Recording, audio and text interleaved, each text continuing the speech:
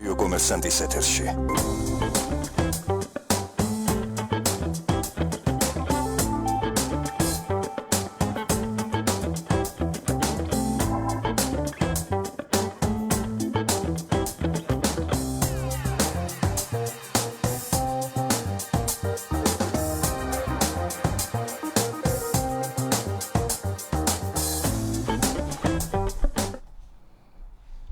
მოგესალმებით კომერსანტის პირდაპირ ეთერშია გადაცემა პროფესიონალები, მე მისი წამყვანი ირაკლი მაკალათია ვარ.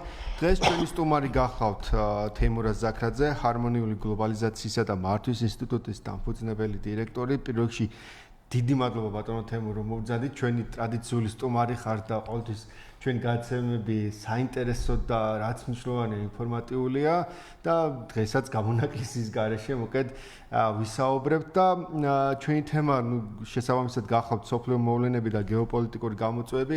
ამ თემებზე ასე ვთქვათ ხშირად უთმობთ ჩვენს ეთერს, იმიტომ რომ ეს სოფლიო მოვლენები ამის საშუალებას გვაძლევს, ბრჭყალებში ამის საშუალებას გვაძლევს, იმიტომ რომ აქტუალური საკითხებია, მნიშვნელოვანი საკითხები, არა მარტო ვთქვათ სოფლიოს გეოპოლიტიკური დღის წესრიგის, არამედ არა საქართველოს ასე ვთქვათ მომავალზე და საქართველოს პერსპექტივიდან დანახული. პირველ რიგში საუბარი დავიწყოთ ერთი რა თემაც ასე ვთქვათ თავში მიტრიალებს და ამაზე კითხვის გაცემა, რომ შეიძლება თემასთან ზუსტად კავშირში არის, მაგრამ ხშირად გავიგონებთ ასე ტერმინს მეგობარი ქვეყნები. და მე რაღაც ამ მეგობარი ქვეყნებიდან განსხვავებული ქმედებები გვწყინს. და ამ მეგობარი ქვეყნების, მე ესე ვუყურებ მეგობარი ქვეყანა ესე ტერმინი არ არსებობს და არის მოკავშირე ქვეყანა, რომელსაც საერთო ინტერესები აქვს, პირველ რიგში ეს ეკონომიკური ინტერესებია და თქვენ როგორ უყურებთ ამ ჭრილში, თქვა აი მეგობარი ქვეყნების ტერმინს. აქედან დავიწყოთ და მე უკვე მივყვეთ ჩვენს მოვლენებს და ასე ვთქვათ განვიხილოთ სოფლიოს დღის წესრიგში არსებული თემები. გამარჯობა, მოგესალმებით. სასიამოვნოა კიდევ ერთხელ თქვენთან მოსვლა. ყოველთვის საინტერესო საუბრები გამოგვდის, ჩემი აზრით. კარგი თემაა მეგობარი ქვეყნები. მეგობარი ქვეყნები არსებობს.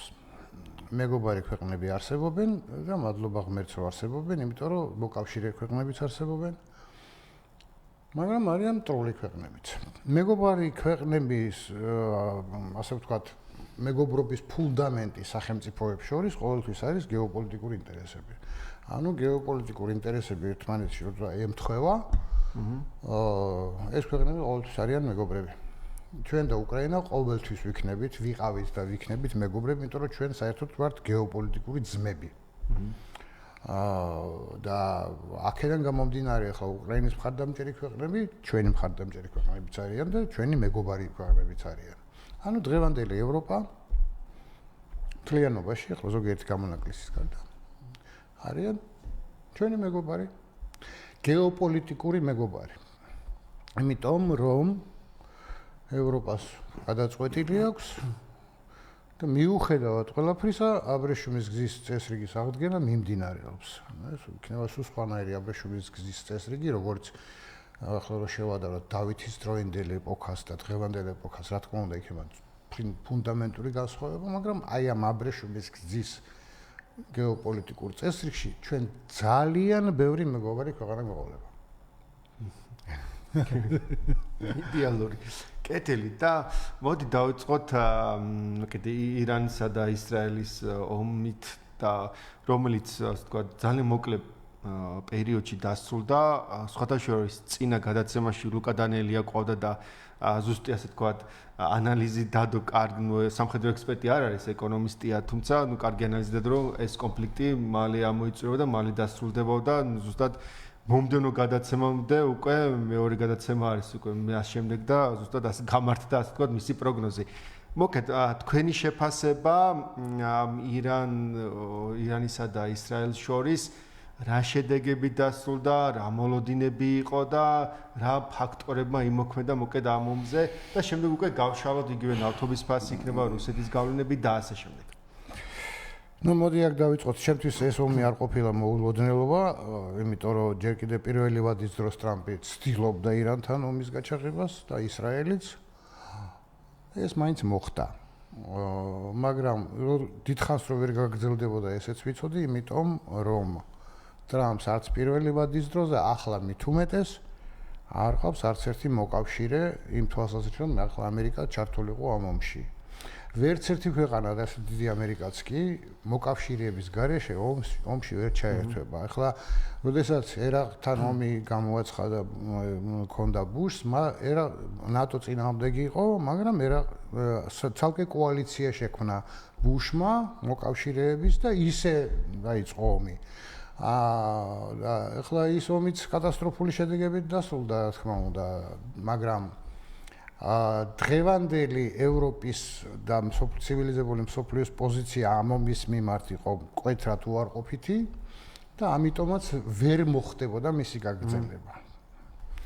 და მიზანი არც ყოფილა სინამდვილეში ის რაც იყო დეკლარირებული რეჟიმის დამხობა ასე არ ხდება და არც არის სასურველი ასეთი პირობებით რომ მოხდეს. ახლა ყველაზე მთავარი მიზეზი არის თავად ტრამპი. ირანთან ქონდა ამერიკის შეერთებულ შტატებს გაფორმებული ობამას დროს და ევროპელ ქვეყნებთან ერთად ქონდათ ბირთვული შეთანხმება, რომელიც მოიცავდა ყოველმხრივ კონტროლს ირანის ბირთვულ პროგრამაზე. რატომ გამოვიდა ტრამპი და რატომ არ დაიჯერა და ასე შემდეგ, რომ გამოვიდა ამით სინამდვილეში ტრამპა ირანი შეატრიალა დასავლეთიდან ისევ მოსკოვისკენ, მტრის ხატად, ასე ვთქვათ, დატოვა და აი ახლა რა თქმა უნდა მე შემდეგ აი ეს ესკალაცია, პოლიტიკური ესკალაცია მოხდა, შედეგად ისრაელი ძალიან აქტიურობდა ამ თვალსაზრისით და რა თქმა უნდა ამ ხრივ რომ ირანთან მიმართებაში აი ესეთი რაღაც ესეთი პოზიცია ჰქონდა, თუმცა ნეტანიაჰუ 92 წლიდან ყვირის რომ ირანი აი ორ კვირაში შექმნის იარაღს. 2012 წელს ყვიროდა, 2018 წელს ყვიროდა. ეხლა ეს ორი კვირა აღარ გავიდა. აი უბრალოდ აღარ გავიდა ეს ორი კვირა. ეხლა რომ დაუკვირდეთ ხელ ელემენტარულად, ხო? და რატომ ელოდება ჰააგის ტრიბუნალი, რატო არის ორდერი გამოწერილი ნეტანიაჰუზე? გარდა ამისა, შიდა პრობლემები აქვს ნეტანიაჰუს. კნესეთში ვერ აქვს კარგად საქმე, იმიტომ რომ იქ სერიოზული ბრალდებებია მის წინააღმდეგ და მე მგონი ახლა თავის გადასარჩენად უფრო დაიწყო ეს ომი. გაგრძელება ვერ მოყვებოდა, იმიტომ რომ კიდევ ერთხელ ვიმეორებ, მსოფლიო იყო ამ ომის ესკალაციის წინააღმდეგი, იმიტომ რომ შეიძლება და მისულიყავით მესამე მსოფლიო ომამდე. ამიტომ რა თქმა უნდა ეს იყო დაუშვებელი და ძალიან კარგი რომ მალე დამთავრდა. მაგრამ პრობლემა არ გადაჭრილა ჯერჯერობით. რა თქმა უნდა ირანის რეჟიმი საფრთხეს უქმნის თავის ხალხს პირველ რიგში. ირანის რეჟიმი თვითონ ირანის სახელმწიფოს გეოპოლიტიკურ საფრთხეს უქმნის, იმიტომ რომ ირანის სახელმწიფო ახალ გეოპოლიტიკურ წესში აბრეშუმის გზა ქვია, შეიძლება გახდეს ძალიან საკვანძო სახელმწიფო და ძალიანაც სასარგებლო იყოს ირანისთვისაც. მაგრამ რეჟიმის ეს ქმედებები და პოლიტიკური ქმედებები, რასაც რეჟიმი აკეთებს, რა თქმა უნდა, ამას აშორებს. ასე რომ ირან-ისრაელის ომმა ცოტათი შეაფერხა აბრეშუმის გზის მშენებლობა. ეს მიზანი იყო. მე მithქვამს და ახლაც გავიმეორებ ისრაელის სახელმწიფოს, განსაკუთრებით მის ოლიგარქიულ ელიტებს არანაირად არ აწვავთ აბრეშუმის გზის აღდგენა. იმიტომ რომ ისრაელი კარგავს თავის გეოპოლიტიკურ გავლენებს ახლო აღმოსავლეთზე, მკვეთრად კარგავს და რაც მთავარია, ნავთობის ბაზარი აბრეშუმის გზის წესრიგში ხდება თავისუფალი და ესეთი კარტელური ოპეკი, რომელიც დღესაც არსებობს, ხო, აი ეს კარტელი უბრალოდ დაიშლება, აღარ იარსებებს და შესაბამისად ნავთობის ფასებით მანიპულაციისთვის ისრაელი ვეღარაფერს ვერ გააკეთებს. და ამისთვის აქვს ეს მუდმივად კონფლიქტის ზონა მთელი ეს რეგიონი. და აბრეშუმის გზის აღდგენა კი ნიშნავს უკვე მშვიდობას, ნიშნავს შერიგებას, ნიშნავს თანამშრომლობას, თავისუფალ ვაჭრობას და ასე შემდეგ. აქედან გამომდინარე ძალიან დიდი ინტერესი აქვს, რომ ეს აბრეშუმის გზა არ აღდგეს. აბრეშუმის გზის აღდგენა არ უნდა, რა თქმა უნდა, მოსკოვსაც, იმიტომ რომ მოსკოვისთვის ეს არის საერთოდ სასიკვდილო განაჩენი და საერთოდ რუკაზე აღარ იქნება. შესაბამისად, ტრამპის ბრძოლა ევროპასთან არის გეოპოლიტიკური მნიშვნელობის. ტრამპი ევროპას ეჭიდავება იმისთვის, რომ ხელი შეუშალოს აბრეშუმის აღდგენას. ამას ხელს აკეთებდა პირველი ვადის დროსაც და ახლაც იგივეს აკეთებს, ოღონდ ახლა ცოტა სხვანაირი მეთოდებით. კი ბატონო, რეკლამის დროა ბატონ თემურ, მცირე სარეკლამო ჭრაზე გავალთ, რეკლამის შემდეგ კვლავ დაბრუნდებით სტუდიაში და თემაზე გავაგრძელებთ საუბარს, დაგველოდეთ. კი ბატონო, გასაგებად. პროფესიონალები კომერსანტის ეთერში. რეკლამა რადიო კომერსანტზე. ივლისის ცხელი დღეები მოითხოვს განსაკუთრებულ ზრუნვას საკუთარ თავზე. დასვენება, სადაც დრო ჩერდება და ყოველდღიური ხმაური უკან რჩება. დაისვენე სასტუმრო ჯორჯია პალასში, ქობულეთში, სადაც დაუვიწყარი შთაბეჭდილებები გელოდება. საოცარი ზღვის ხედები, განახლებული სივრცეები, გემრიელი სამზარეულო და მაღალი კლასის მომსახურება. სწორედ ის, რაც ნამდვილ ზაფხულს უხდება. დაჯავშნე შენი ზაფხული დღესვე. დეტალებზე დაგვიკავშირდეთ. 577 24 24 25. ჯორჯია პალასი, სასტუმრო და სპა ქობულეთი. სილკპოსტი, სახმელეთო ამანათების საქართველოში. გამოიწერეთ ამანათები ჩვენთან და ისარგებლეთ სწრაფი სერვისითა და ბიუჯეტური ფასებით. დარეგისტრირდით. ჩვენი ვებგვერდის მისამართია: www.silkpost.g. სპეციალური შეთავაზება Toyota ცენტრი თბილისისგან. შეცვალეთ ძრავის ორიგინალის ზეთი და ფილტრის სპეციალურ ფასად. Toyota Corolla, Toyota Camry და Toyota RAV4 150 ლარი. მომსახურებაზე წინასწარ ჩასაწერად დაგვიკავშირდით ნომერზე 032 2511. Toyota ცენტრი თბილისი. დავით აღმაშენებლის ხეივანი 116. Toyota ცენტრ თბილისში საგაზაფხულო აქცია გრძელდება. ისარგებლე 25%-იანი ფასდაკლებით ძრავის ზეთსა და ფილტრებზე. შეხვდი გაზაფხულს მომზადებული Toyota ცენტრ თბილისთან ერთად. სერვისის დასაჯავშნად დაგვიკავშირდით 2511 252 2022 ან გვეწვიეთ მისამართზე დავით აღმაშენებლის 116. კომპანია Sun Motors გთავაზობთ იდეალურ არჩევანს თქვენი ავტომობილებისთვის. უმაღლესი ხარისხის ევროპულ აკუმულატორებს და საავტომობილო ზეთებს, საცალო და საბითუმო ფასებში. შეიძინეთ თქვენთვის კარგად ნაცნობი ყინვაგამძლე ზუბრი და პოლონური ბრენდი Zabi. სასიამოვნო სიახლე Sun Motors-ში. შეუკვეთეთ სახლიდან გაუსვლელად თქვენთვის სასურველი პროდუქცია და ისარგებლეთ ადგილზე მიტანის სერვისით. მისამართები: წერეთლის 73A. ისნის მეტროს მიმდებარე ტერიტორია, შეშელიძის 30 გლდანში და აღმაშენებლის ხეივანი ნომერი 46. ტელეფონი 0322 43 25 25. კომპანია Sun Motors. ხარისხის 26 წელი. რეკლამა რადიო კომერსანტზე. პროფესიონალები რადიო კომერსანტის ეთერში. კვლავ დაბრუნდით სტუდიაში, თეიმურაზ ზაქრაძე ჩვენი სტუმარი და მსოფლიო მოვლენებს და გეოპოლიტიკურ გამოწვევებზე ვსაუბრობთ. ბატონ თემურ, რეკლამამდე რაც ვისაუბრეთ და გააგრძელეთ და მე კითხები მაქვს მონიშნულებას. ტრამპის პოლიტიკაზე ხლა ძალიან ბევრი არის საქართველოში, ვიცი ტრამპის თაყვანისმცემელი და ასე შემდეგ, მაგრამ მე ტრამპის მიმართ ყოველთვის ვიყავი კრიტიკული და ახლა მით უმეტეს ვარ. ეხლა ხან არ ვიცი, ეხლა ცნობა გავცილდა, რამდენიმე ბანკსაც კი მოუხსნა სანქციები ტრამპმა რუსულ ბანკებს. ასე შემდეგ, ანუ გარდა ამისა, ნატოს სამიძე ეს პირდაპირ თქვა, რომ ხო აქო დიდი შვიდეულის სამიძე თქვა, რომ აქო რუსეთიც უნდა იყოსო. ანუ კაცი ოცნებობს და ნატრობს, რომ დააბრუნოს რუსეთი პოლიტიკურ ველზე, რომელზეც საერთოდ არავინ აღარ ელაპარაკება. და ეს ადამიანი ამას ყველანაირად ცდილობს, რაც შეუძლია. მაგრამ არ გამოსდის. გარდა ამისა, აი ეს ბატონთან ჩაგიკითხებით აქვე, აი ეს განცხადებები რუსეთთან მიმართებაში და ყოველთვის, უმეტეს შემთხვევაში მაინც დადებით კონტექსტში მოხსენიება, შეფასებული იყო მეორე მხრიდან, რომ უფრო ეს დიპლომატიურ გზას ეძებს, ასე თქვა, რუსეთთან და ქმედებებით სხვა სხვა მეორე მხარეს არის. ანუ ეს რამდენად ასე თქო თანხმედრა. უკაცრავად, მაგრამ მე ხა იარაღის შემოწოდებაც შეუწყვეტა უკრაინას.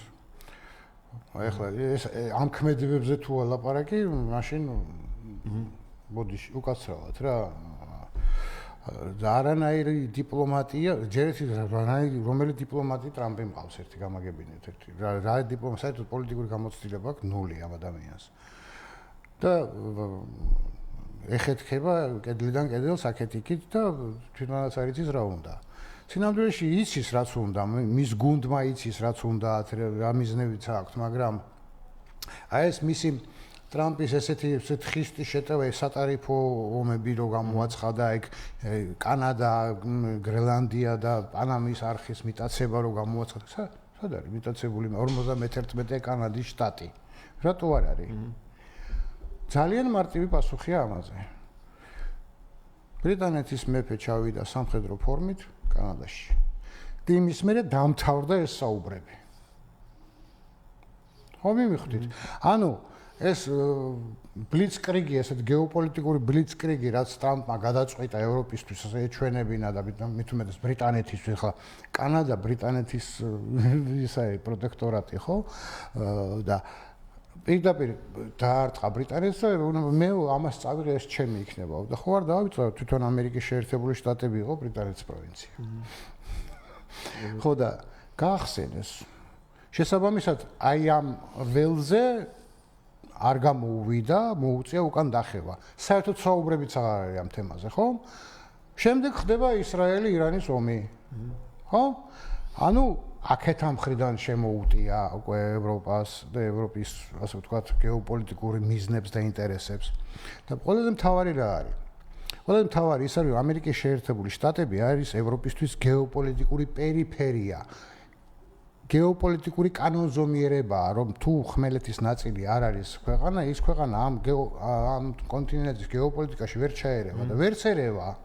ანუ გარედან ცდილობს გავლენებს, გარედან ცდილობს რაღაცა აიძულოს ევროპა, მაგრამ არ გამოსდის და იმდენს მიაღწია, რომ მოკავშირეებიც აღარ აყავს არავინ, რომ აი თუნდაც ომი რო დაეწყო ირანში. ესე იგი, ტრამპის პოლიტიკა განიცდის კრახს და ეს ნელ-ნელა უკვე მან სერიოზულად მივა თავის ლოგიკურ დასასრულამდე. ეხლა მე უბრალოდ ჩვენ ქართველ პატრიოტებს მინდა მივმართო. თქვენ გაიხალხო, აბრეშუმის გზის წესრიგი რო არსებობს უკვე იცით. ეხლა გამოჩნდა რაღაცა სხვა ვითომ დერეფნების ამბავი, რაღაცები და ერთბაშად როგორ ჩამოყრით ხოლმე ყურებს და როგორ სასოწარკვეთილებაში ვარდნებით და არიქ აგერ პროვინცია გავხდით და აგერ სოფელი ვართ და ესეთ რაღაცები. ბიჭო, მოვიდა რეჟიმი და გეუბნება რომ პატარა სოფელი ხარო და ესე იგი იმას ეთანხმები, კაცო, როგორ ეთანხმები? ასეთი უდიდესი ისტორიის ქვეყანა ვართ. ასეთი უმაგრესი ერი ვართ საერთოდ ისტორიის მანძილზე. ბოლო 5 საუკუნეს საერთოდ არ ვარსებობდით გეოპოლიტიკურ რუკაზე და მაინც შევინარჩუნეთ ჩვენი თავი, ხო? და ეხლა მადლიზა 5 საუკუნის მერე გადაწყვიტა მსოფლიომ, რომ აბრეშუმის გზა უნდა აღდგეს და მაინც პატარა სოფლობას იმაშვებით, კაცო, როგორ შეიძლება ასე სული დაცემა, ასე მერე რა რო ცუდი რეჟიმი ყავს, ირანსაც ცუდი რეჟიმი ყავს, კი ბატონო, სხვა ქვეყნებსაც ცუდი რეჟიმი ყავს, მაგრამ ჩვენ ხალხს გვიჭერენ მხარს, ხალხს გვეხმარება ევროპა. ჩვენგან ევროპა რომ მოითხოვს 9 პუნქტის შესრულებას, აი დეოლიგარქიზაცია, რასაც ქვია. ეს იმას ნიშნავს, რომ შენი მონაკი არ ჭირდება, რომ შენ კონდეს არაოლიგარქიული ეკონომიკა, კონდეს თავისუფალი ბაზარი, იყო დამოუკიდებელი, იყო წარმატებული, იყო ძლიერი სახელმწიფო. ანუ ევროპა ამას გეუბნება, რომ შენ ჩემს გვერდით უნდა იდგე ისეთი, როგორიც აი დემოკრატიული ქვეყანა, რომ იყო ძლიერი დამოუკიდებელი. დენაციფიკაცია უნდა ჩვენ დამპყრობელ იმპერიას, კაცო. დენაციფიკაცია, აი წარმოუდგენელი რაღაცაა, საერთოდ ტერმინი არის და როგორ ახლა ეროვნების გაუქმება უნდა. უკრაინელის ეროვნების გაუქმება. ეს ხო აბსურდია. გენეტიკის გაუქმება უნდა ახლა რას ლაპარაკობთ. ხო და იგივე უნდა საქართველოსთვისაც და ჩვენც როცა უჯერებ ამ პროპაგანდისტს ვიღაცას რომ აგერ თურმე ის რუსეთი ვითომ მაგარი, რა მაგარია, რა არის მაგარია, კაცშვილი აღარ ელაპარაკება. ნატოს გენერალური მდივანი რო გამოდის და ლავროვს რო თავი რაღაცა გონიაო და სინამდვილეში ყურადღებას ნუ მიაქცევთ, ეს იცით ეს რას ნიშნავს? აღარავის არ აინტერესებს ეს რუსეთის იმპერია, კაცო, დამთავრებულია მისი ამბავი. დამთავრებულია. გაიმახსოვრეთ და გაიგეთ რა, დაიჯე, ბოლო-ბოლო არგუმენტებს მაინც დაუჯერეთ, თქვენ გაიხალხო. რაღაცა მასქენით არ შეიძლება ასე პროპაგანდაზე აყოლილებმა ერთბაშად სასოწარკვეთილობაში რომ ჩავარდებით ხოლმე. ძალიან ამის გამო უფრო ვარ შეწუხებული, თორე ახლა ის მტერი როა და იმან რომ უნდა მომატყუოს და იმან რომ უნდა მესროლოს და ეს ვიცი, ამისთვის მზად ვარ, კი ბატონო. მაგრამ ჩემიანმა არ უნდა თქვას, რომ პატარა სოფელი ვართო.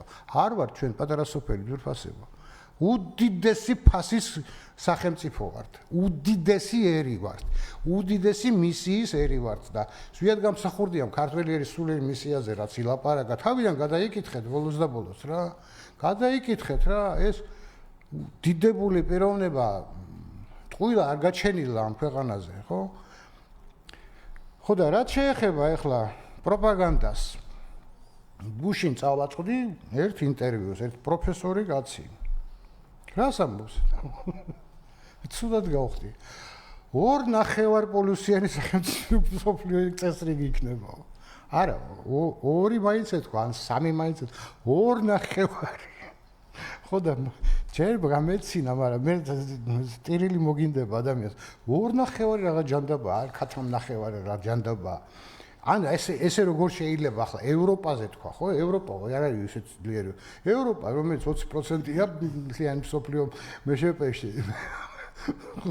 ხო და ის არ არის თურმე პოლუსი და ის რუსეთი არის თურმე პოლუსი და ჩინეთი კიდე და არ ვიცი, მოკლედ. რანაირად არის ახლა ეს ასე პროპაგანდა, ასეთი თავხედური, ალოგიკური, აბსოლუტურად დაუსაბუთებელი პროპაგანდის როგორ უნდა დაიჯერო და ქართველმა კაცმა. ну რა ვქნა ახლა ძვირფასებო 2.5 პოლუსი არ დაგეკარგოთ არსად ხო აი მრავალპოლარული სამყარო იქნება მრავალი ეს 2 3 კი რა 5 და 10 და 15 და მეტიც ანუ ორპოლუსიანი სიმახინჯე როგორც ჩემმა მეგობარმა დაარქვა აი სიმახინჯე აღარასოდეს არ განმეორდება იალტის კონფერენცია აღარასოდეს არ განმეორდება ის იალტის კონფერენციაზე რომ დასხდნენ და ორპოლუსიან სამყარო ჩამოყალიბა სამმა სახელმწიფომ ის აღარ მოხდება დამთავრდა ეს ეპოქა 2011 წლამდე რაც ხდებოდა ჩვენს ცხოვრებაში კაცობრიობის ისტორიაში გასრულდა და 2011 წლიდან უკვე სხვა განზომილებაში ვცხოვრობთ იმიტომ რომ გადაწყვიტა უკვე ჩვენმა კონტინენტმაც და მსოფლიო გლობალურმა წესრიგმაც რომ სხვა წესრიგი უნდა დამყარდეს. მორჩა, ამიტომ ძველი გამოცდილებები არ ვარგა არაფრად. ძალიან უნდა პუტინს რომ იალტა 2 განმეორდეს და დაჯდეს ამერიკასთან ერთად და მსოფლიო ბედი განაგოს. ძალიან უნდა ტრამპსაც იგივე ორპოლუსიანი სახელმწიფო მსოფლიო წესრიგი რომ დააბრუნოს, მაგრამ არ გამოვა, ვერ მოხდება. მოხდება მრავალპოლარული სამყარო, რუსეთის ადგილზე შეიქმნება 2/1000-ზე მეტი ეთნიკური სახელმწიფო. დამოუკიდებელი დემოკრატიული სახელმწიფოები იქნებიან და აბრეშუმის გზა იქნება მშვიდობის გარანტია კონტინენტზე და ნორმალური გლობალიზაციის გარანტია. ნორმალური ყველა ერის განვითარების გარანტია. ერთადერთი ჩვენ რაც გვჭირდება დღეს, ეს არის 9 დათქმის შესრულება. პოლიტიკურ კლასს მოთხოვე 9 დათქმის შესრულება. გეუბნებიან რამეს ამის შესახებ, არაფერს არ გიყვებიან, ხო? აი, მაშინ მე მაინც მომისმენთ. 9 დათქმა როცა შეგვისრულდება, როცა დეოლიგარიზაცია მოხდება, საბაზრო ეკონომიკა რო დაკანონდება, აი მე სულ სხვა ქვეყანაში გავიღვიძებთ ყველანი. აი ესეა მოკლედ და კონკრეტულად. ხო, ცელ თემას შეეხეთ, ასე თქვა, ბატონ თემურ და ეხლა ამ ომთან დაკავშირებით, ნუ ასთა სხვადასხვაობებია, სხვა თქვა ინტერპრეტაციები. ნუ ერთი თქვენ ასაც ბრძანებთ, რომ აბრეშუმის გზა არ აწყობს თქვა ისრაელს.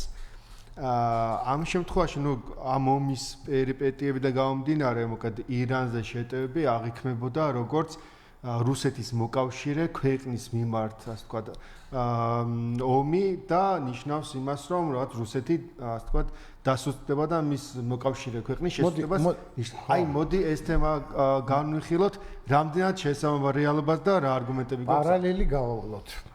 ერაყის მხარდამჭერი იყო მოსკოვი.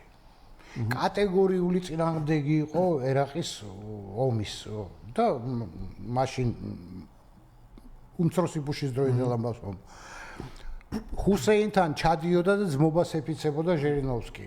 ჩვენო თქვენ გვერდით ვართო და ჩვენი მოკავშირეები ვართო ასე შემდეგ. აი, გადასარევად იყო, ხო იყო მოკავშირე. მაგრამ ერაყის ომის შედეგად რუსები ხელებს იფშნიტავდნენ და ნავთობ დოლარებს ითვლიდნენ. $170 ავიდა ნავთობის ფასი. ყველა ვალი გაისტუმრა პუტინმა. პარიზის კლუბის ვალიც გაისტუმრა, ყველაზე პრესტიჟული ვალი რაც ჰქონდა. 600 თითქმის 700 მილიარდი სარეზერვო ფონდი შექმნა და წამოვიდა საქართველოს საუბრად. იყო მოკავშირე ხო ერაყის? კი, ბატონო. და რა ქნა? იხეირა ერაყთან ომით. რა თქმა უნდა ირანის მოკავშირეა, ამ რეჟიმის მოკავშირეა მოსკოვიც. და რა თქმა უნდა იქნება წინააღმდეგი. მაგრამ ეხლა ნავთობის ფასები რო აწეულიყო, ძალიან გადასარევად იგრძნობდა თავს. მაგრამ ამის საშუალება აღარ მიეცა არც ისრაელს, არც ამერიკას, რომ ამ ირანთან ომის შედეგად ნავთობის ფასები გაზრდილიყო. შესაბამისად გეგმა ჩავარდა. აი გეგმა რა შეიძლება რომ ყოფილიყო, თუნდაც აი ჰიპოთეტურადაც რომ მივყვეთ, იგივე მოკავშირეები არ დაუდგენ ამერიკას ამ ომში გასაგებია რომ დადგომდნენ ჰიპოთეტურად რომ გავყვეთ. მიზანი რა იქნებოდა? ნუ რა თქმა უნდა რეჟიმის დამხობა იქნებოდა მიზანი, მაგრამ ირანი გამოეთიშებოდა ნავთობის ბაზარს საერთოდ. განადგურებდნენ ყველაფერს, ხო? და ნავთობის ბაზრიდან ირანის გამოგდება ნიშნავს იმას, რომ ისევ რუსულ ნავთობზე დაჯდებოდა ევროპაც და ჩინეთიც და ყველა დანარჩენი. გამიგეთ ხო? იხეირებდა, იმიტომ რომ საერთოდ უნდა პრეისტორიას უნდა გავიხსენოთ. როდესაც ეს მილხადენი დრუჟბა აშენდა, ბრეჟნევი რომ მოვიდა, აი მაშინ აშენდა, აი იმის მერე დაიწყო მოსკოვმა ფიქრი ირანის ჩამოშორებაზე. და 79 წელს ეს ისლამური რევოლუცია მოსკოვმა მოახდინა იმიტომ, რომ ირანი ვითარდებოდა ძალიან კარგად დემოკრატიული მიმართულებით და გარდა ამისა, ყველაზე მაგარი კონკურენტი იყო ირანი და არის ირანი ნავთობის ბაზარით მოსკოვის. შესაბამისად, ირანის ნავთობი თავისუფლად რო იყიდებოდეს, მოსკოვი ახლა დაშლილი იქნებოდა უკვე დიდი ხანი. გამიგეთ ხო? ამიტომ სჭირდება მან თავისი რეჟიმი რო ყავდეს იქა, რომ რეჟიმი იყოს ანტიდასავლური, რეჟიმის უწესებდნენ სანქციებს, ნახევარი საუკუნე ირანი იყო გათიშული დასავლეთისთვის, დასავლეთისგან გარიყული. ბარაკ ობამამ მოაბრუნა ირანი, უბრალოდ საქართველოს დაიწყო ირანის მობრუნება. უვიზო რეჟიმი ირანს საქართველოს გაუხსნა პირველმა. და ამის მერე ხდება ბირთვული შეთანხმება ირანთან. ირანი პრაქტიკულად გადადის დასავლეთის მხარეზე. იმ დროს ჩინეთთან ობამა აფორმებს მრავალმხრივ დიდ სავაჭრო ხელშეკრულებას და ჩინეთიც გადადის დასავლეთის მხარეზე. და მოსკოვი დარჩა მარტო. აბსოლუტურად მარტო იყო. არც ერთი მოკავშირე აღარ ყავდა მოსკოვს. ტრამპი მოვიდა, ირანის და ჩინეთის დაუბრუნა მოსკოვს მოკავშირეებად. თავისი აი ამ ხისტი პოლიტიკით ჩინეთზე რო გვიყვიროდა მტერია ჩინეთი თქვენიო ხო გახსოვთ? და გამოვიდა ბირთვული შეთანხმებიდან. ბირთვული შეთანხმებიდან რო გამოვიდა, აითოლების რეჟიმი გაძლიერდა და წავიდნენ მოსკოვისკენ. აი აქ კიდევ ერთ სცენარს გავყვები და აითოლების რეჟიმის და უკვე სულიერი მამის ჩამოგდება, იქნებოდა რეჟიმის შეცვლა და აი მოკავშირეებს, თქვა ამერიკას რამდენად შეეძლო ან არაწყობდათ რეჟიმის შეცვლა და დემოკრატიული ასე თქვა რეჟიმის წარმოქმნა ირანში. თეორიულად იქნებოდა შესაძლებელი იყო და ეს მე გამოიწვია თუ არა მე უკვე სიტუაციის დასტაბილურება. ტრამპის პირობებში ეს იქნებოდა მეორე ავღანეთი. ანუ რესპუბლიკელებს არ ჭირდებათ დემოკრატია. რესპუბლიკელებს არ ჭირდება ისინი დემოკრატიას კი არ ამყარებენ. ისინი აკეთებენ დემოკრატიულ ფასადს. და ავღანეთის თემა იყო, რატომ დახურა ბაიდენმა ავღანეთი, რატომ გამოიყვანა საერთოდ ამერიკა იქიდან. იმიტომ რომ ეს იყო უბრალოდ ფულისკეთების ჩარხი. ავღანეთი ვითომ დემოკრატიას აკეთებდნენ, მაგრამ სინამდვილეში იქ თავისუფალი ბაზარი არ დაწესებულა, არ დაკანონებულა და თავისუფალი ბაზარი თუ არ არის ქვეყანაში, იქ დემოკრატია უბრალოდ ვერ იქნება. და ჩვენც მაგ დღეში ვართ ჩემო ძვირფასო. ჩვენთანაც რიადის დამხობის შემდეგ თავისუფალი ბაზარი არ არის. შესაბამისად არც დემოკრატია გვაქვს. კეთილი. რეკლამაზე უნდა გავიდეთ. კვლავ მცირე სარეკლამო ჭრა გვექნება და რეკლამის შემდეგ კვლავ დავბრუნდებით სტუდიაში.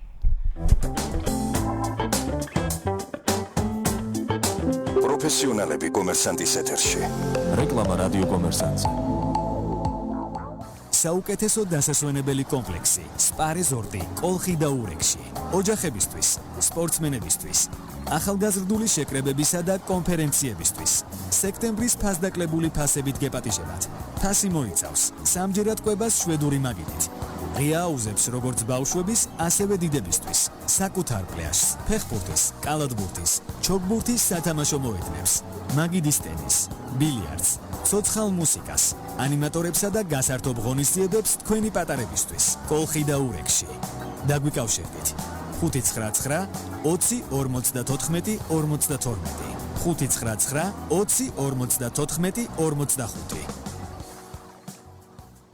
შექმენი შენი ტრასა Yamaha-ში ბაგის ტიპის კვადროები ტყისთვის, მინდვრისთვის და ექსპერიმენტისთვის. უმაღლესი კლასი, მძლავრი ძრავი, უკომპრომისო სვლა. შეარჩიე სასურველი მოდელი ადგილზე და დაიწყე თავგადასავალი. ეწვიე Yamaha showroom-ს დავით აღმაშენებლის 16-ში. ან დაგვირეკე 2-511. შექმენი შენი ტრასა. გათბობა გაგრილების სისტემის ყველა წამყვანი ბრენდი და ყველაზე ფართო არჩევანი მოდუსში. ელექტროლუქსი, ბალუ, როიალ თერმო. მოდი მოდუსის ფილიალებში. ან შეიძინე ონლაინ 0322 06 01 01.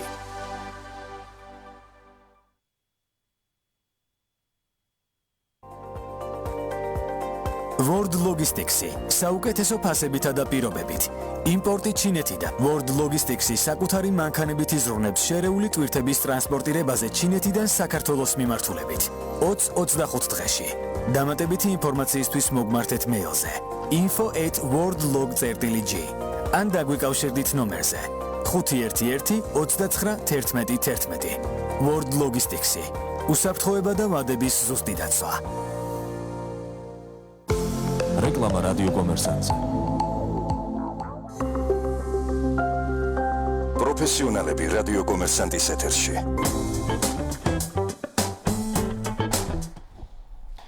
კვლავ დაბრუნდით სტუდიაში. თეიმურაზ ზაქრაძე, ჰარმონიული გლობალიზაციისა და მართვის ინსტიტუტის დამფუძნებელი ყავს სტუმრად. ბატონ თემურ, მოგენ ბევრ საკითხს მიმოიხილეთ და ასე ვთქვათ, განმარტეთ და აბრეშუმის გზა ეს ასე ვთქვათ საკითხი რომ ამოვწუროთ და სრულად წარმოვიდგინოთ სურათი. პირველი, ანუ ვის აწყობს დღეს დღევანდელ მსოფლიოში აბრეშუმის გზის აღდგენა და განვითარება და რატომ? და რატომ რა კავშირი აქვს ასე ვთქვათ ამერიკას აწყობს თუ არა აბრეშუმის გზა, თუ აწყობს რა კი რატომ და თუ არ აწყობს რატომ? და ანუ რა კავშირები არის ამ აბრეშუმის გზასთან, თან განსაკუთრებით რაც ახსენეთ რომ ოკეანის მიღმარის ამერიკა რა კავშირი აქვს ამ აბრეშუმის გზასთან და აწყობს თუ არა ასე ვთქვათ მისი აღდგენა. მოდით მაშინ ასე მოკლე ექსკურსიას გავაკეთებ, ექსკურს რა პატარას. ბიზანტიის კონსტანტინოპოლის დაცემიდან და ამერიკის აღმოჩენიდან მსოფლიოში დაიწყო გეოპოლიტიკაში სახელად ცნობილი კოლუმბის ერა. ანუ გაჩნდა ამერიკის კონტინენტი აღმოაჩინეს და მთელი გეოპოლიტიკური წესრიგი, გლობალური გეოპოლიტიკური წესრიგი აეგო კოლუმბის ერაზე და აბრეშუმის გზა დაკეტილი იყო. უკვე დაიკეტა ამ კონსტანტინოპოლის დაცემის შემდეგ.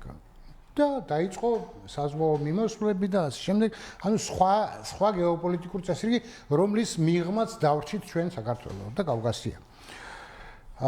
ბარაკ ობამამ 2008 წლის ომის შემდეგ შეკრიბა 200-ზე მეტი ექსპერტი და ამ ასე ვთქვათ ახალ კონცეფციაზე დაიწყეს მუშაობა. და 2010 წელს ობამამ გამოაცხადა მრავალპოლარული გეოპოლიტიკური წესრიგი. ეს ნიშნავს და კოლუმბის ერის დასასრულს. ანუ ამ მრავალპოლარულმა კონცეფციამ, ანუ ერთპოლუსიანი ხო იყო საბჭოთა კავშირის დაშლის შემდეგ, საბჭოთა კავშირისთან ერთად იყო ორპოლუსიანი, მანამ მე გახდა ერთპოლუსიანი და აი ამის მერე ბარაკ ობამა აცხადებს მრავალპოლარულ სამყაროს. აი ამ კონცეფციამ მისცა საშუალება ევროპის კონტინენტზე დაწყებულიყო აღმოსავლეთ პარტნიორობა, ანუ აბრეშუმის გზის აღდგენა. ანუ ის კოლუმბის ერის გეოპოლიტიკა მოსკოვს აძლევდა საშუალებას, რომ ყოფილიყო იმპერია. და აღმოსავლეთ პარტნიორობის დაწყებით, აბრეშუმის გზის აღდგენის დაწყებით, მოსკოვის იმპერიის არსებობა მომავალში შეუძლებელი ხდება. და ეს დაიწყეს დემოკრატებმა. ანუ ახალი წესრიგი დაიწყეს დემოკრატებმა, მაგრამ რესპუბლიკური ამერიკა განსაკუთრებით საბჭოთა კავშირის შემდეგ, თუმცა მანამდეც ყოველთვის იყო მოსკოვის გავლენის სფეროების კომაკი. და დემოკრატები კატეგორიულად არ ცნობენ გავლენის სფეროებს. ანუ უფროსი ბუშის დროს დსთ დაუკანონდა, უმცროსი ბუშის დროს გამდიდრდა და საბჭოთა კავშირის აღდგენის მცდელობა დაიწყო და ტრამპი ახლა რასაც აკეთებს პირველი ვადის დროს და მეორე ვადის დროს კი ხედავთ. დემოკრატი პრეზიდენტები პირიქით. არ ვიცი მე გახსოვთ თუ არა, მაგრამ როცა ღარიბაშვილი იყო პირველად პრემიერ-მინისტრი, მაშინ იყო ჩასული ამერიკის შეერთებულ შტატებში, ეს როცა ბიძინა გადადგა და ღარიბაშვილი დააყენა და მაშინ ბაიდენთან იყო კაბინეტში. და შემთხვევით შემოვიდა ობამაც. ვიცე-პრეზიდენტთან იყო კაბინეტში და პრეზიდენტი შემოვიდა და ორივე ეუბნებიან ღარიბაშვილს. აი ჩინეთს უნდა საქართველოს გავლით აბრეშუმის გზით ივაჭროს ევროპასთან. ეს თქვენთვის კარგია. გააგებინეს ადამიანს, რომ აბრეშუმის გზა კარგია, მაგრამ რესპუბლიკელებს არ სჭირდებათ აბრეშუმის გზა, იმიტომ რომ აბრეშუმის გზა ანგრევს იმპერიას. და ამ იმპერიასთან ძალიან კარგი ურთიერთობები აქვს რესპუბლიკურ პარტიას და აი ამ მემარჯვენე ძალებს. შესაბამისად, მოდიოდა დემოკრატი პრეზიდენტი და აბრეშუმის გზა წინაურდებოდა, მოდის რესპუბლიკური პრეზიდენტი და ეს ფერხდება. ასე რომ ამერიკას აქვს ორი მიდგომა. არ არსებობს ამერიკის შეერთებულ შტატებში გეოპოლიტიკურ საკითხებში თანხwebdriver. არ არსებობს, ეს არის ტყუილი. კი, შეიძლება პოლიტიკურად რაღაცებს ლაპარაკობენ, რომ ჩვენ ევროპარტიული თანხმობა გვაქვსო, მაგრამ არ არსებობს, იმიტომ რომ ამერიკის შეერთებული შტატების დემოკრატიული პარტია მომხრეა მრავალპოლარული სამყაროს, რესპუბლიკური პარტია მომხრეა ერთპოლუსიანი ან ორპოლუსიანი სამყაროსი. ამაში არის ფუნდამენტური განსხვავება.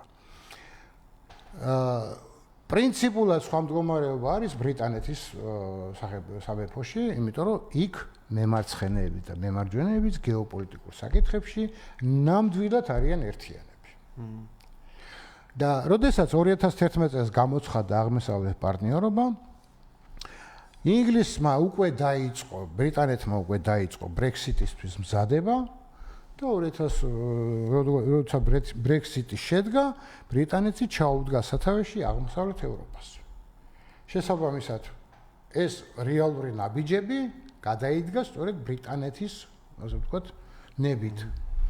და საერთოდ ყველაზე მთავარი მინდა გაგახსენოთ. 1987 წელს საბჭოთა კავშირში რო ჩამოვიდა მარგარეტ ტეტჩერი და მოსკოვის შემდეგ ჩამოვიდა თბილისში, ეს იყო აი სუპერ მნიშვნელოვანი გეოპოლიტიკური გზავნილი.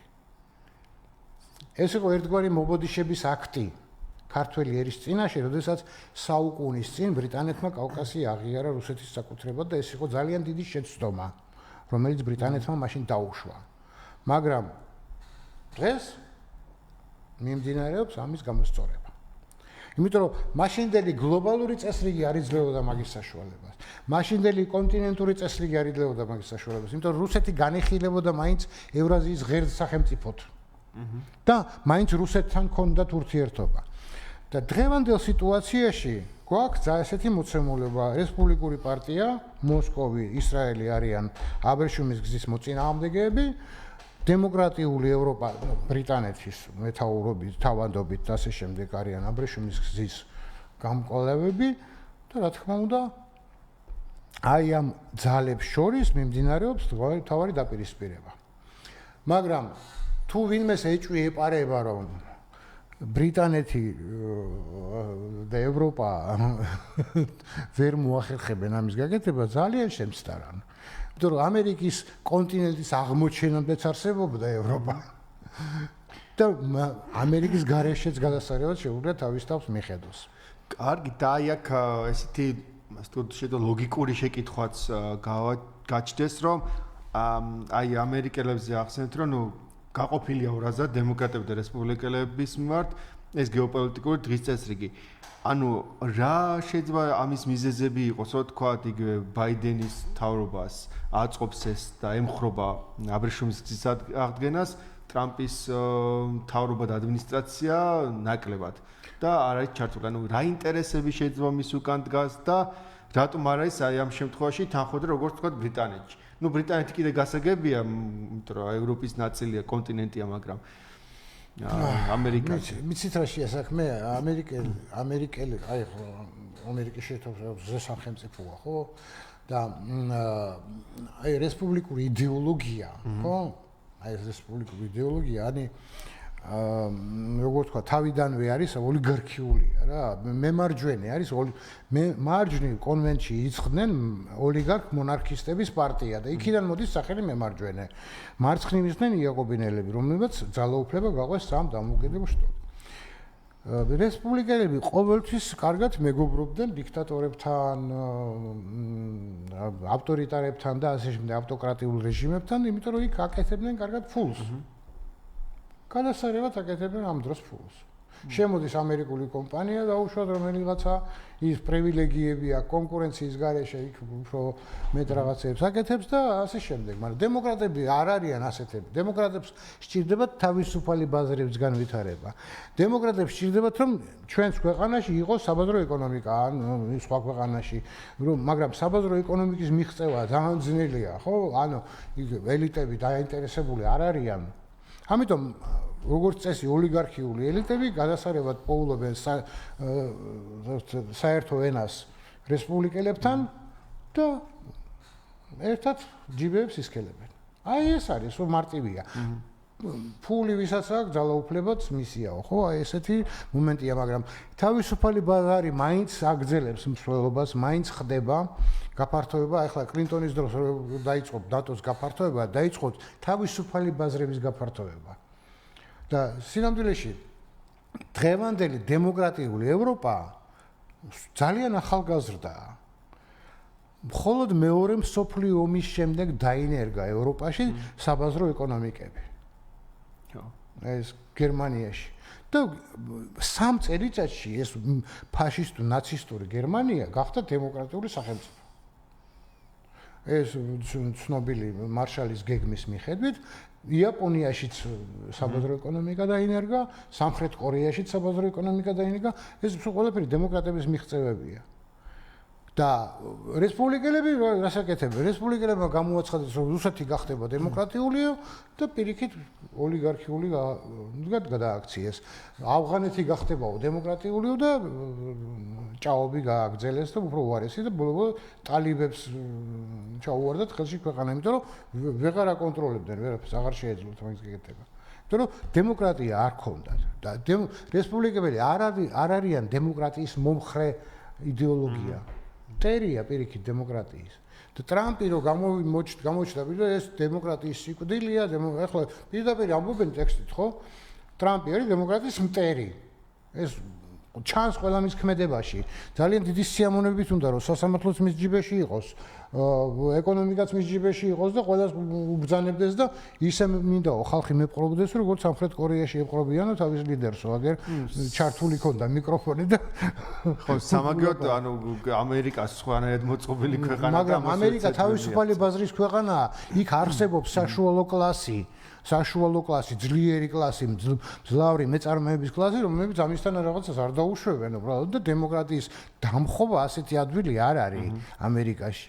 ეს ჩვენთან იყო შესაძლებელი რომ ჩანასახშივე მოსპეს. როგორც კი პირველი ბირჟა გამოჩნდა, ეგრევე მოსპეს ჩანასახშივე და ამიტომ გამოუვიდა დემოკრატიის დამხობა. აი საომავლო გეგმებს როგორ უყურებთ? აი როცა პრეზიდენტი გახდა ტრამპი, რა პროგნოზებიც გააკეთეთ, ზუსტად ერთ-ერთი სამწუხაროდ, ესე წავიდა და აი ხლა რა მოლოდინები გაქვთ იგივე ამ სატარიფო ომით, მისი პოლიტიკით, რა შეიძლება გაკეთდეს, რისი მიღწევა უნდა და რა შეიძლება რომ საბოლოოდ ასე ვთქვათ მიიღოს შედეგები. სოფლომ და ამერიკამაც. ეხლა ზაგეცინებათ, მაგრამ ეხლა მიხარია ტრამპი რომ ამას აკეთებს. იმიტომ რომ იმდენს სიბრიყვეს აკეთებს, რომ აი ბოლომდე უნდა ჩამოიშალოს რა. ჩამოიშალოს რომ მე მთელი მისი ეს პოლიტიკური რაღაცეები, რაღაცა სიბრიყვეები და ეს ვითომ რაღაცა გონია რაღაცას აკეთებს. არაბეთ კაცი ადამიანი არის აბსოლუტურად გაუნათლებელი სინამდვილეში. სხვა თუ არა ეს ეგოისტობასაც თავი რო დავანებოთ. ელემენტარული თემები არ იცის კაცმა, მაგრამ აი ჩევლები ახლა რაც ეუბნებიან იმას იმეორებს. ეხლა ტრამპი სიბრიყვეზე აკეთებს. და ეს ასე ემართებათ ხოლმე, როგორც წესი, ასეთ მართველებს, იმიტომ რომ ვერ მალავს, რომ ახლა პირადი გამდიდრება სჭირდება გაც, რომ ბევრი ფული უნდა კონდეს და დიქტატორობა უნდა და უყვარს დიქტატორები და ასე შემდეგ. ვეღარ მალავს რა. მაგრამ არც გამოსდის, იმიტომ რომ სისტემა და რაც საფონდო ბაზარმა უქნა ამერიკის აი ამ მთელ მის დაჯგუფებას, იგივე მასკს, ხო? ახლა ეს ხო ნათელი მაგალითია რა, აი რატომ არის თავისუფალი ბაზარი კარგი, რომ მომენტალურად რეაგირებს ყველაფერზე და ის ვინც იტყუება კარგავს ქონებას. კარგავს, რამდენი მილიარდი დაკარგა მასკმა. და ეხლა მასკთან აღარ მეგობრობს, ეხლა ვითომ რაღაცა ვინმე მოკლედ არ ვიცი მე ეხლა ტრამპს ვქომაგობ ესე გააგრძელოს ხო ანუ ეხლა ამ სატარიფო ომით ნუ ისი მიღწევაც უნდა და ნუ ეკონომიკური დომინაცია სოფლიოში და გაბატონებული და ნუ ცხადია მთელი რიგი პროცესები და ეხლა რა შედეგები შეიძლება ითქვას რომ აქვს ამ ტარიფების დაწესებით რამდენად გახდა ასე დომინანტი და ხდება და აი სამომავლოდ აი ეს ტარიფები სანამდე შეიძლება რომ გაგრძელდეს სტუდენტ სატარიფო ომი. ნუ სატარიფო ომი მანამდე გაგრძელდება, სანამ თვითონ ამერიკელი კომპანიების ასე ვთქვათ მდგომარეობა, ფინანსური მდგომარეობა შეირყევა. როცა შეირყევა, კიდევ არ ვარ დარწმუნებული, რომ ამას ყურად იღებს და კიდევ უარესებს რაღაცებს შეიძლება გააკეთოს. მაგრამ ფინანსური მდგომარეობა შეირყევა ამ კომპანიების, ამაზე ორი აზრი არ არის. ამერიკული ბაზარი ამაზე რეაგირებს. ძალიან მტკივნეულად რეაგირებს, ძალიან მკაფიოდ რეაგირებს. იქ ძალიან ასე ვთქვათ, ყველაფერი მათემატიკურად ზუსტად არის რა, არ შეიძლება იქ გადახვევები. როგორც კი გადახვევებს უშვევენ, ეგრევე რაღაცა კრიზისი ემართება. შეიძლება მიიყვანოს სოფლიო კრიზისამდე, შეიძლება. ბუშმა მიიყვანა სოფლიო კრიზისამდე. ბუშმა თავისი უარგისი პოლიტიკით. სხვათა შორის თუ არ გაქვთ ნანახი იმ კრიზისზე ფილმი აქვს ამერიკელებს გადაღებული დოკუმენტური ფილმი და ჯერ კიდევ სენატორი რო იყო ობამა, მაშინ ობამას გუნდი დაიხმარა, ბუშმა ჭკუა იყო. ობამას გუნდი დაიხმარა კრიზისის დაძლევაში. დაუჯერა რაღაცეები. და 2 წელიწადში ობამამ კრიზისი დაძლია ნამდვილად და გაუგნებული იყვნენ სპეციალისტები მაშინ რომ არ ეგონათ რომ ასე მალე მოხდებოდა, მაგრამ მოხდა, იმიტომ რომ სწორი ეკონომიკური პოლიტიკა ესმის, დემოკრატებს ესმის თუ ესმის. და ტრამპი არავის არ უჯერებს და არ ვიცი, მოსალოდნელია რომ შეიძლება ეკონომიკურ კრიზისამდე მივიდეთ. კეთილი. და აი ბოლოსკენ რომ წავიდეთ რუსეთ-უკრაინის ომსაც შევეხოთ ოღონდ რუსეთის ნაწილს და თქვენ ბრძანეთ რომ რამდენიმე ათეულ დემოკრატიულ სახელმწიფოდ დაიშლება ეს არის პროგნოზი და ამაზე პირადადაც მისაუბრია თქვენთანაც და ვისიც მოსაზრებები აი რა გიმყარებთ აი ამ მოსაზრებას რატომ ეს პროცესი საქმე რასია იცით რუსეთი არის ავტოკრატიული ეკონომიკას სრულად აკონტროლებს ოლიგარქიული სისტემა ხო ეხლა რომ განვითარდეს ფული ხო სჭირდება ახლა სანქციები მუშაობს ახლა არავინ არ თქვას რომ სანქციები რაღაცა სისულელი არაფერი სისულელია სანქციები სერიოზული დარტყმაა ეკონომიკისთვის ეკონომიკა რო განვითარდეს რუსეთს აქვს ერთადერთი გზა მაგრამ ის ერთადერთი გზა დამღუველია ეკონომიკა უნდა გაათავისუფლოს როგორც კი ეკონომიკა სათავისუფლებს მყისიერად იწყება დაშლა მაგრამ თუ ეკონომიკას არ ათავისუფლებს, მაინც იწყება დაშლა, იმიტომ რომ აღარ აქვს ფული. ხო, ანუ აი ეს არგუმენტი მოსმენილიც მაქვს კიდე თქვენგანაც, რომ აი იგივე ევროპაში ის ქვეყნები რაც ჩეხოსლოვაკიიდან დაწყებული მოკეთ დემოკრატიისკენ როგორც კი გადადგეს ნაბიჯი, მერე უკვე ეს ეთნიკური მმართველები დემოკრატია არის მონოეთნიკური ცნება. ანუ არ შეიძლება რომ აი ხლა რაღაცა შეკოწიწებული რაღაცა იმპერია ერთბაშად რომ დემოკრატიული გახდეს. შეუძლებელია, ამიტომ რომ ჯერ მოქალაქე როცა დემოკრატია მყარდება და ეკონომიკა ხდება თავისუფალი, მოქალაქე იწყებს კარგ ცხოვრებას. ის იწყებს თავის უფლებებისთვის ბრძოლას. ხო? და მე ამას უჩნდება კიდევაც თავისი ეროვნული, ასე ვთქვათ, თვითყოფადობის მოთხოვნილება და დამოუკიდებლობის მოთხოვნილება. ხო, ეკონომიკურ თავისუფლებაში უკვე პოვებს. ეკონომიკური თავისუფლებიდან იწყება უკვე ეროვნული თავისუფლებაც. კეთილი. მოდი ამ კარგ პოზიტიურ ნოტაზე დავასრულოთ. დიდი მადლობა ბატონო თეიმურ საინტერესო საუბრისთვის და ანალიზისთვის. შეგახსენებთ რომ ჩვენი სტუმარი გახლავთ თეიმურაზ ზაქრაძე. საუბრობდით თემაზე მსოფლიო მოვლენებსა და გეოპოლიტიკურ გამოწვევებზე. მე გახდით ამ გადაცემის წამყვანი ირაკლი მაკალათია. მომდენო გადაცემამდე გემშვიდობებით ნახვამდის. მადლობა.